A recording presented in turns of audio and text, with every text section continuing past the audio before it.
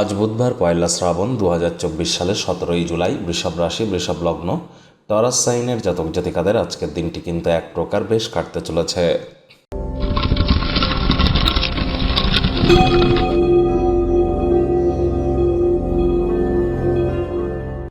ভিডিওটির শুরুতেই আপনাদের সকলকে আজ দেবসায়নী একাদশীর হার্দিক শুভেচ্ছা ও অভিনন্দন রইল।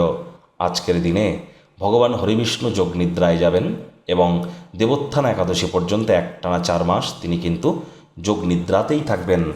আর এ সময়ে দেবাদিদেব মহাদেবের শঙ্কর রূপ বিশ্ব পরিচালনার দায়িত্ব নিচ্ছেন, যার জন্য আজ থেকেই শুরু হয়ে গেল শ্রাবণ মাসের 1 তারিখ। আর শিবের মাস, অবশ্যই শিবজির নাম জপ ধ্যান আরাধনা আপনারা করুন, ভগবান হরিবিষ্ণুর করুন। স্ক্রিনে তো দেখতেই পাচ্ছেন ওম নমো ভগবতে বাসুদেবায় নমঃ অথবা ওম তৎপুরুষায় বিদ্মহে মহাদেবায় ধীমহি তন্ন রুদ্র প্রচোদয়াৎ। এই দুটিই 108 বার করে জপ করুন, অত্যন্ত উপকৃত হবেন।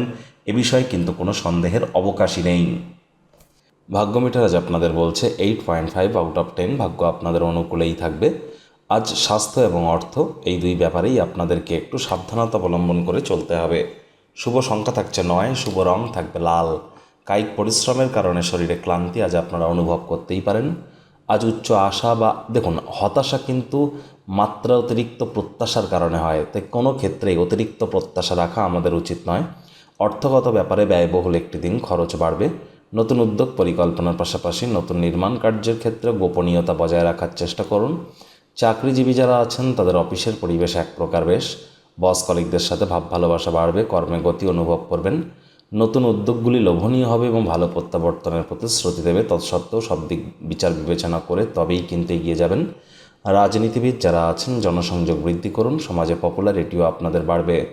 শিক্ষার্থী বিদ্যার্থীরা যে কোনো প্রকার পরীক্ষা প্রতিযোগিতায় অংশগ্রহণ করলে অবশ্যই সফলতা অর্জন করবেন। উচ্চশিক্ষার জন্য যারা বিদেশ যাত্রার কথা ভাবছিলেন, ভাগ্যদেবীও আজ আপনাদের পক্ষেই আছেন। সন্তান সন্ততি থেকে থাকলে তারা তাদের কৃতিত্বের দ্বারা আপনাদেরকে গর্বিত অনুভব করাতে পারে। প্রেমিক প্রেমিকা, স্বামী স্ত্রী উভয়ের ক্ষেত্রেই বলবো ফুল ফুটুক আর না ফুটুক, আজ আপনাদের প্রেমের বাগানে বসন্ত। দিনটিকে যতটা সম্ভব রোম্যান্টিক করে তোলা যায় সেই প্রচেষ্টাই আপনাদের করা উচিত।